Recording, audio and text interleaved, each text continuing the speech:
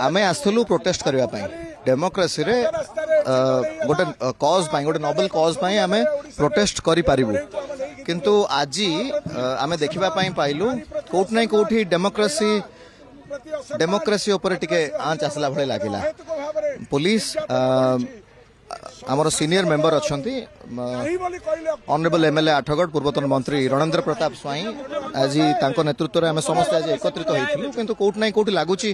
police जो भली भाव में आमको आम धारणा स्थली को छाड़ू ना प्रोटेस्ट करबा पई विरोध करा जाउची निश्चित भाव में यह दुखदायक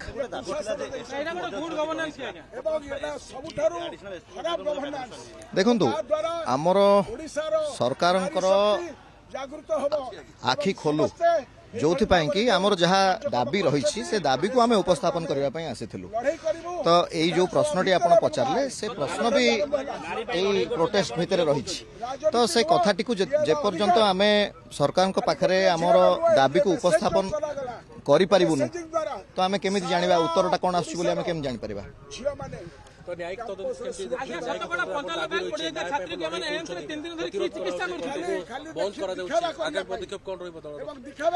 देखा आम तरफ निश्चित भाव में ए दाबी ए प्रतिवाद जारी रहिबो ए लड़ाई जारी रहिबो किंतु राज्य सरकार पक्षर कौन उत्तर आसुची ए लड़ाई पर ही आम जान